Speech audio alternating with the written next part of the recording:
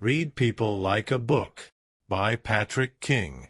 Wouldn't it be helpful to be able to take one look at someone and know instantly what they're thinking, what they want, and what sort of person they are? In Read People Like a Book, Patrick King argues that you can come close to doing that by learning how to interpret people's speech, behavior, body language, and possessions to glean insights into their motivations and personalities. This ability allows you to more effectively navigate relationships, deal with difficult personalities, get what you want from others, and spot a liar. Patrick King is a social interaction specialist who coaches people on dating, personal presentation, and communication. He's written ebooks on online dating, emotional intelligence, and communication. In this guide, we'll outline King's advice on what to look for when reading other people, taking into consideration factors like situational context, your own biases, and the different drives and patterns of thinking that nonverbal communication often reflects.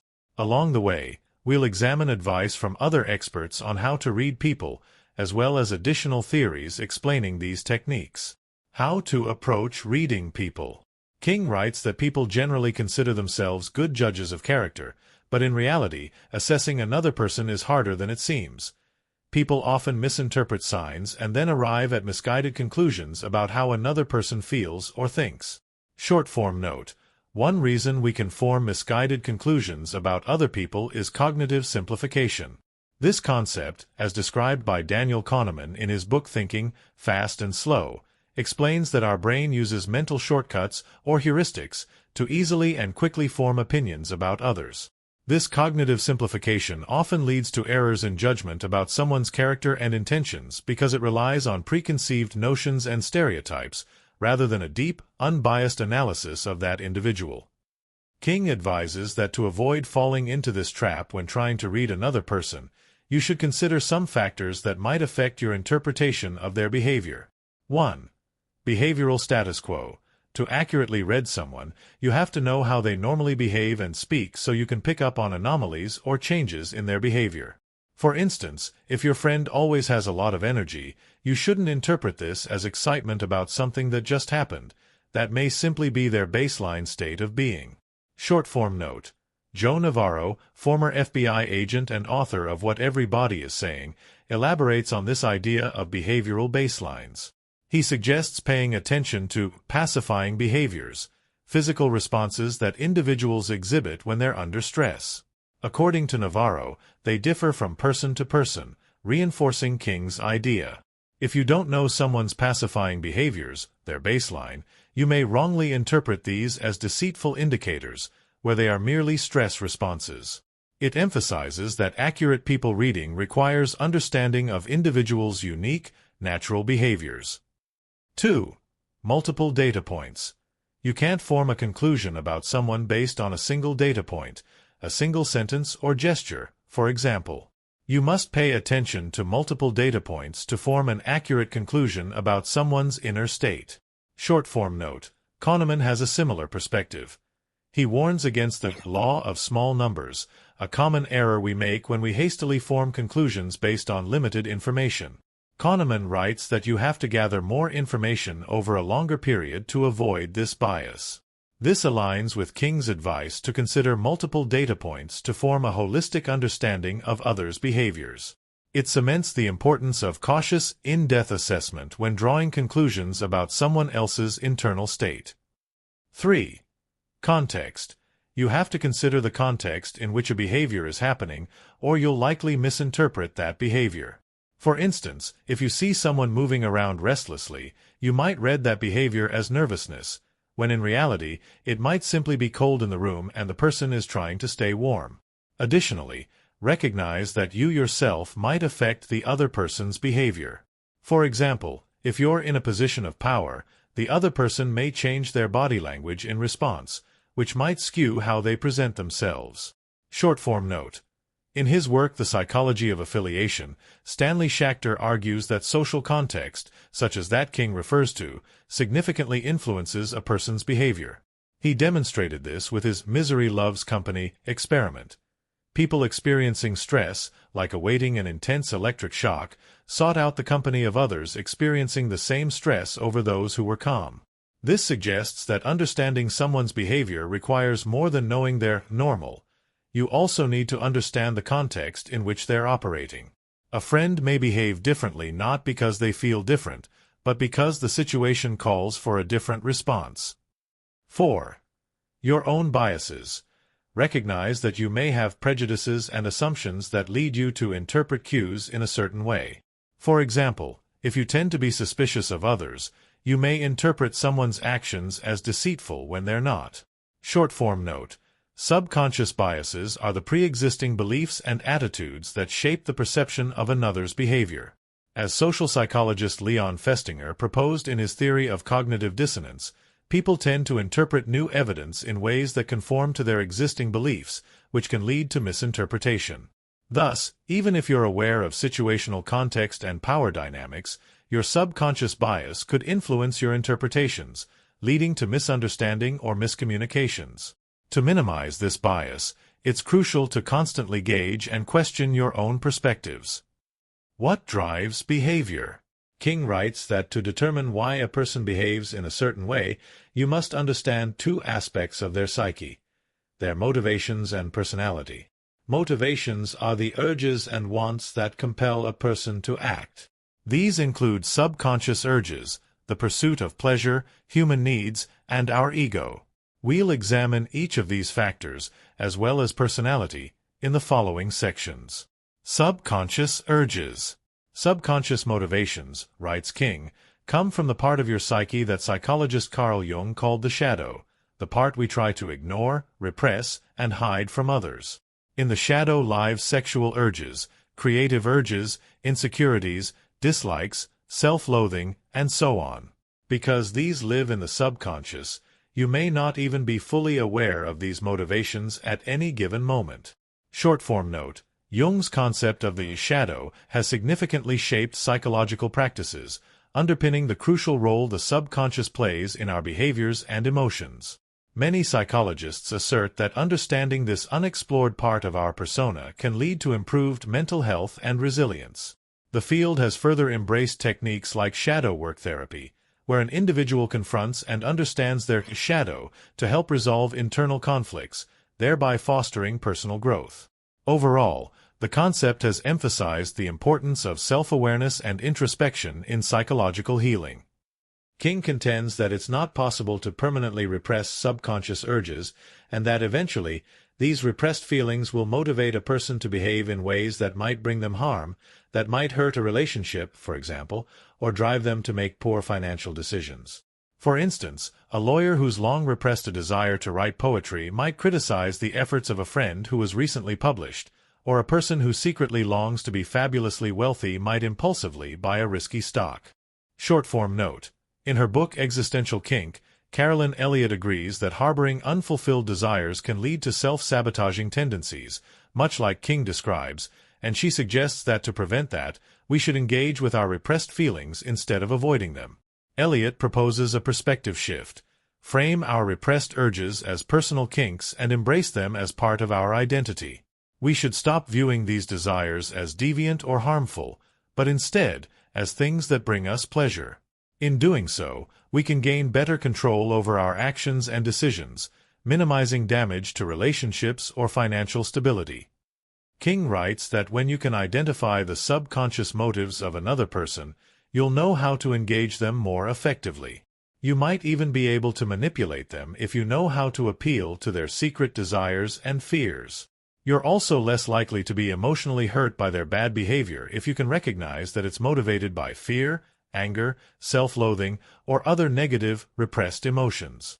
Short-form note: Robert Cialdini expands upon the idea of tapping people's subconscious in influence, where he suggests that influencing people effectively involves understanding 6 key factors that appeal to our subconscious: reciprocity, scarcity, authority, consistency, liking, and consensus. He writes that understanding these factors can not only help you interact with others, it can also help you resist the influence of what he calls compliance practitioners: marketers, salespeople, activists, fundraisers, politicians, and anyone else who tries to get you to say yes to what they're offering by appealing to these 6 unconscious motives. The pleasure principle. King writes that people are often motivated by the pleasure principle, the desire to pursue pleasure and avoid pain. It's our most basic, primitive motivator, and it drives virtually everything we do. He notes a few rules governing the pleasure principle, two of which in particular can help you figure out what drives another person. 1. Our desire to avoid pain is stronger than our desire to find pleasure. This stems from our survival instinct. It's usually more important that we avoid things that will hurt us than that we chase things that will make us more comfortable. King gives an example of stumbling upon a treasure chest that's in the path of an oncoming train. You're unlikely to jump toward the chest, since you'd rather avoid injury or death than gain riches. 2. Emotions rule. Emotions usually trump logic when it comes to pleasure and pain. Thus, even if you rationally know that something will be good or bad for you, you might still indulge in an irrational action if the craving for it is strong enough. If you keep these instincts in mind, you can better understand why a person chooses to do something that may not at first seem logical. You can also better engage that person. You can appeal to their desires or allay their fears and can thus have a more productive interaction with them. The pleasure principle in everyday life. The example King provides, of a choice between grabbing a treasure chest and being run over by a train, pits immediate death against the unlikely chance of wealth, which doesn't shed light on how this principle typically plays out in a person's everyday life. However, other experts have discussed how the pleasure principle shows up in more realistic contexts. For example, in The Psychology of Money, Morgan Housel notes that investing is a highly emotional act, and that a fear of losing money often drives financial decisions rather than rational calculation. These fears usually outweigh any potential happiness or satisfaction you might experience from monetary gains. We feel more upset about losing something than we feel happy about earning something. Housel calls this financial pessimism, and he notes that it's why stock market losses are reported in the media more emphatically than gains. He also connects this phenomenon to our evolutionary bias toward survival in the short term. The emotions associated with such pessimism can drive people to make short-term financial decisions that are directly at odds with their long-term financial health, even if they rationally can acknowledge the smarter decision. Our hierarchy of needs. King notes that the pleasure principle doesn't guide every single one of our decisions. People are often able to resist cravings or to let their rational mind outweigh their emotions. This is because we have additional motivations driving our behavior beyond the mere pursuit of pleasure or avoidance of pain. Psychologists often frame these as a hierarchical set of needs, as outlined by Professor Abraham Maslow in the 1940s. Maslow's hierarchy of needs identifies 5 levels of human needs. Physiological fulfillment. These are basic survival needs like food and shelter. Safety. These needs ensure that those of the first level will continue to be met. They include income and security. Love and belonging. These include relationships and community. Self-esteem. At this level, a person is concerned with status and respect from peers. Self-actualization. This level encompasses the desire to contribute something to the world beyond oneself. It includes morality, creativity, altruism, and the like.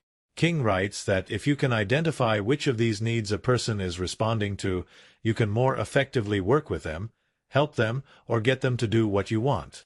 For example, if you detect that your employee is upset, first identify which need she's upset about. If she's concerned she might lose her job, you'll more effectively help her if you assure her that her job is safe, therefore addressing her level 2 concerns, rather than if you tell her how great it is to have friends, a level 3 concern. Addressing multiple needs simultaneously. In Getting to Yes, Roger Fisher and William Ury agree that to understand and effectively engage with others, you must identify their underlying motivations as outlined in Maslow's hierarchy so that you can navigate your interactions based on them. However, Fisher and Ury also suggest incorporating additional psychological factors such as emotional intelligence and empathetic listening. For example, based on Fisher and Ury's explanation, if your employee is upset due to job insecurity, you might not only assure her of the stability of her job but also validate her feelings and encourage an open dialogue to build trust. This will address not only her safety needs, but also her needs for love and belonging and self-esteem. Thus, while King recommends that you home in on one of the needs outlined in Maslow's hierarchy, Fisher and Urey's perspective suggests a better approach might be to address several levels of needs simultaneously. The desire to defend the ego. Another common human motivator that King identifies is the desire to protect our egos, our sense of self. People want to see themselves positively, as competent, athletic, intelligent, and so on. When events threaten to destroy that self-image, people often behave in strange ways to protect and defend it. When you can recognize that someone is reacting based on this instinct, you can more effectively deal with them. Short-form note: a possible reason for the instinctual human desire to protect and defend our positive self-image may lie in the evolution of our social brains. As addressed in Robin Dunbar's How Many Friends Does One Person Need?, self-perception plays a significant role in our social interactions. We form social hierarchies based on how we perceive ourselves and others, and this affects our survival and reproductive success. Building and maintaining a favorable image can lead to greater social status and acceptance, crucial components of human survival in our evolutionary past. Personality. King writes that another important factor that drives behavior is personality, which he defines as a consistent pattern of behavior and thinking over time. Psychologists generally measure personality as a collection of spectrums with character extremes on each end, such as extroversion versus introversion, or a measure of how neurotic you are, very versus not at all. To judge a person's personality, think about how they usually react to events or triggers. When you can identify a person's typical response, you can predict how they'll likely react to any specific situation. This can help you better engage and interact with them. For example, you'll be better able to manage conflict or disagreement.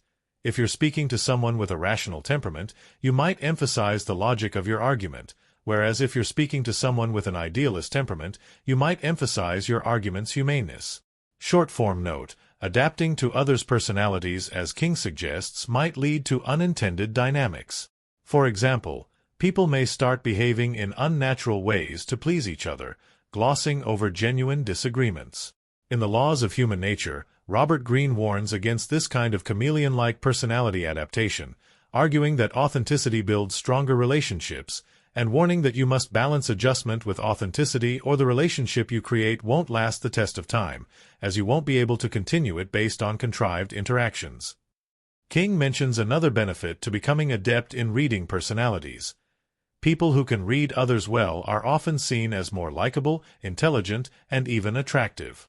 This is because if you can adjust your behavior according to the psychological or emotional needs of the other person, they'll feel you empathize with them and understand their way of thinking. Short-form note: if you're able to read personalities well, you likely have high emotional intelligence. Coined by psychologist Daniel Goleman and discussed in his book of the same name, the term refers to the ability to understand, use, and manage our emotions in positive ways to relieve stress, communicate effectively, empathize with others, overcome challenges, and defuse conflict. It involves not only recognizing your own emotional state but also the emotional states of others, which is a key piece of recognizing personalities per King's advice. Goleman asserts that those who exhibit emotional intelligence tend to be more likable and attractive, and are perceived as more intelligent, which aligns with King's theory. How to read nonverbal cues. Now that we've reviewed some of the factors underpinning behavior, we'll look at some specific ways a person's behavior may indicate their inner mind. We'll examine in particular how this happens through nonverbal communication, what we say using our bodies, not our words. King writes that we communicate more information nonverbally than verbally, and these messages often more accurately reflect our thoughts and feelings than our words do. This is because nonverbal communication is how the primitive side of our brain expresses its emotions, and that side of our brain can't lie, unlike the more developed, rational side. Thus, we may say one thing with the words our rational brain chooses, but we may say something different with our posture, facial expressions, and so on. He therefore argues that to effectively read someone, to know when they're lying, holding something back, or trying to hide an emotion, you must learn to read their nonverbal cues, their facial expressions, body language, appearance, and manner of speaking. Short-form note: In The Laws of Human Nature, Robert Greene echoes King's assertion that we communicate more information non-verbally than verbally, even though, he adds, people tend to pay more attention to verbal communication. Greene writes that 65% of our communication is nonverbal, but we typically read only around 5% of those cues. He suggests that the best way to read a person's nonverbal messages is to mimic what they're physically doing. For example, if someone is tensing their neck, tense yours as well. Greene argues that this technique can give you a window into their true feelings in a more effective way than merely observing can. Facial expressions. King writes you can glean a lot of information from a person's facial expressions, in particular, from their micro-expressions. Slight, brief facial expressions that a person makes as an automatic response to something. Because micro-expressions are physiological, knee-jerk reactions to a stimulus, they're hard to conceal or fake and are thus good indicators of a person's true thoughts or feelings. Short-form note. Some experts contest the idea that facial expressions, including micro-expressions, are accurate assessments of a person's inner state. They note that facial movements vary too widely to be reliable indicators of emotions. Some people may smile in anger or grimace in delight at a bad joke. Furthermore, facial expressions vary widely across cultures. In some parts of the world, wide eyes are considered aggressive, not fearful. King cautions that it can be difficult to read a person's micro-expressions. Because they happen so quickly, you may have to watch someone more closely than is appropriate for a typical social situation. Further, he cautions against reading too much into any micro-expressions. An expression of stress may indicate nervousness or discomfort, rather than deceit. Short-form note. Other experts agree that overanalyzing micro-expressions can strain social interactions. Psychotherapist Carl Rogers, who argues for genuine empathetic listening to foster understanding, notes that scrutinizing others for micro-expressions might make them feel uncomfortable or overanalyzed, disrupting the natural flow of conversation. In this way, the very act of trying to read others' expressions of stress or deceit could inadvertently create tension and mistrust. Thus, this principle could unintentionally damage rather than enhance interpersonal relations, and could, as King cautions, lead to misinterpretation. Body language. King writes that you can also assess how people are truly feeling, despite what they're saying, by watching their body language. How they move their arms, legs, shoulders, and so on, and how they hold their posture. He notes some specific behaviors you can look out for that are often reliable clues to a person's true feelings. Physical fight, flight, or freeze responses. Our responses to danger have remained the same over years of evolution, so we can use those tells to determine if someone feels like they're in danger. Someone having a fight response might make threatening gestures. Someone having a flight response might shift away from the threat, by leaning back from the person talking, for example, and someone having a freeze response might hold tight to something, like the edge of their desk. Short-form note. In his book The Body Keeps the Score, psychiatrist Bessel van der Kolk notes that the fight, flight, and freeze responses are not the sole indicators of fear or threat perception. Emotional responses such as anxiety, depression, and withdrawal could also point toward a perceived threat. Van der Kolk explains that our emotional responses have evolved parallel to physical ones, providing additional signals for danger. Therefore, observing only physical behaviors might not give a full picture of someone's sense of danger. Self-soothing behaviors. King writes that self-soothing behaviors, like when someone rubs or touches their shoulders, legs, or fingers, indicate a person is nervous or stressed. The neck is a particularly vulnerable area of our bodies, and someone who feels threatened often covers or strokes it. For example, they might fidget with a necktie or necklace, or squeeze the top of their neck. They might also exhibit ventilating behaviors like moving their hair off their shoulders or moving their collar away from their neck, as if they're trying to cool off stress. Deceitful behaviors. When people are lying, they may move nervously or fidget, indicating they feel a conflict between their internal reality and their external claims. They may lift their shoulders while saying they're telling the truth, or they may scratch their nose, move their head to the side, or avoid eye contact. Confidence-projecting behaviors. People who are confident often make themselves appear big. They might make large gestures and leave their torsos, the most vulnerable part of the body, exposed to signal they're not afraid of being attacked. A person feeling a lack of confidence will do the opposite. They'll hunch their shoulders or sit back to be less visible. Mirroring behaviors. We mirror other people when we like and feel connected to them, and we avoid mirroring them when we dislike them. You can assess how someone feels about you by seeing if they're adopting your posture, gestures, voice speed, or other quirks of behavior. The origins of body language. In Emotional Intelligence, Daniel Goleman suggests that a key reason body language is so communicative of our inner state of mind might be evolutionary. Before the development of language, our ancestors relied on nonverbal cues to gauge threats and potential alliances. These instincts are now hardwired into our brains and influence us throughout our days. When someone feels threatened, self-soothing behaviors can provide a temporary sense of relief. Similarly, confidence-projecting or mirroring behaviors can be seen as survival strategies, aiming to display dominance or build rapport, respectively. This evolutionary perspective sheds light on why our body language often aligns with our emotions despite our efforts to disguise them. These instincts also explain deceitful behaviors. Because our brains are hardwired to match our movements to our thoughts and feelings, we experience discomfort when we try to disrupt that natural process, and instead try to make our bodies convey a message our brains don't believe. Appearance. King notes that people's clothes are often good indicators of personality because people dress to purposefully communicate things about themselves. All you have to do, then, is take in the information they're putting out there. Short-form note. Psychologists call this the psychology of dress, the study of how clothing reflects a person's inner life and how they think about themselves, their status, mood, goals, and so on. Pay attention to how much effort someone has put into their appearance. If it looks like they haven't tried hard, they may be depressed or have low self-esteem. Conversely, if they've put a lot of effort into their appearance, they may be confident or eager for you to think well of them.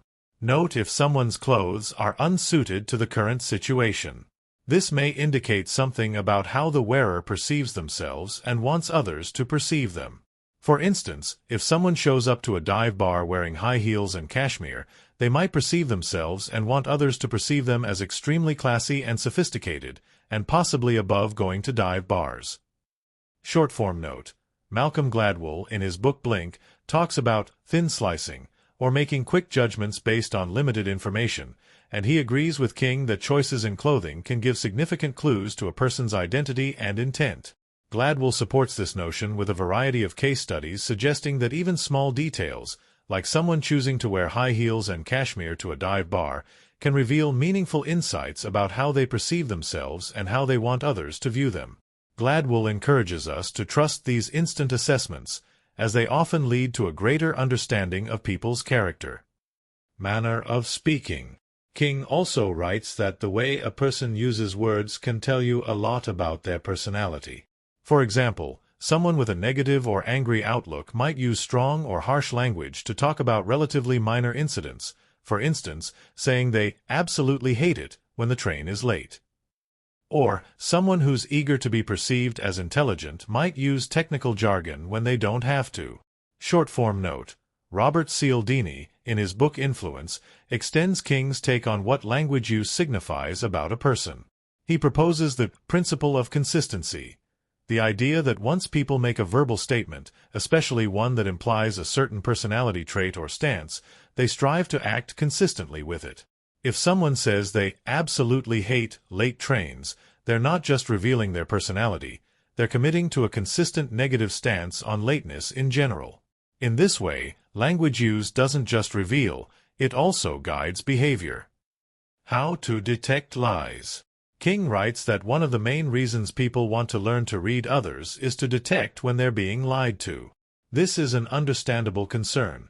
Nobody wants to be tricked, and a person who can detect lies has an advantage when negotiating or otherwise interacting with people. Unfortunately, it's difficult to detect lies. The nonverbal cues discussed above that we often hope will reveal deceit can be hard to read. Different people have different indicators because they react uniquely to the uncomfortable feeling of lying. One person might fidget while another frowns more than usual. Furthermore, liars are often aware of how nonverbal cues can be read and will often consciously avoid making mistakes that would give them away. If they know averting their eyes conveys deceit, for example, they'll make sure not to do that. Short-form note. Former FBI counterintelligence officer Joe Navarro agrees with King's assertion that detecting lies is difficult, but offers another reason for it beyond the variability of nonverbal cues. We tend to believe those we like, and we look for signs of deception less critically when we want to believe what we're hearing. Thus, even if someone doesn't manage to hide their deceit indicators perfectly, we might overlook them due to our own subjectivity. This tendency has the potential to lessen the advantages of knowing what signs of deceit to look for. King writes that the best way to unearth a lie is not to look for individual, specific indicators, but instead, to have a conversation with the other person and then evaluate it holistically. Then, try to make them mess up their story. Look for unnatural behaviors. Watch for emotions that don't match the situation. Make them mess up their story. King writes that the best way you can get another person to reveal faults in their story is to stress their brain. Lying is mentally taxing, and if a liar is forced to devote more mental resources to their lie than they had planned, they're more likely to slip up. The best way to do this is to get them talking. The more they talk, the more opportunities they'll have to say conflicting facts or to get details wrong. Start by asking open-ended questions to get the conversation flowing. Keep your tone casual so they don't feel they're being interrogated, which would cause them to clam up or get defensive. Your goal in the beginning of the conversation is to encourage them to reveal as much as possible. Short-form note. Psychologist Paul Ekman, known for his work on deception research, agrees with King's principle that intensifying cognitive load can help reveal lies. In telling lies, Ekman suggests an alternative reason for its effectiveness. When people lie, they commonly experience heightened stress and fear of detection, which trigger certain physical and verbal cues. Thus, while King focuses on the mental effort of maintaining a lie, Ekman brings attention to the emotional load. Consequently, the reason stressing a liar's brain may lead them to trip up might not only be because of their cognitive resources but also their emotional stability. King says that while getting them to talk, you should limit how much you contribute to the conversation. In particular, don't reveal what you know about their lie. If they don't know what you know, you'll have an advantage, as they won't be able to judge what information to hold back or adjust to fit the narrative. Short-form note. Steven Pinker disagrees with King's theory, arguing that transparency can bolster honesty.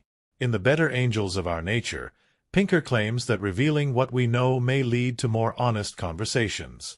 The person who lied would be faced with evidence of their dishonesty, potentially motivating them to come clean.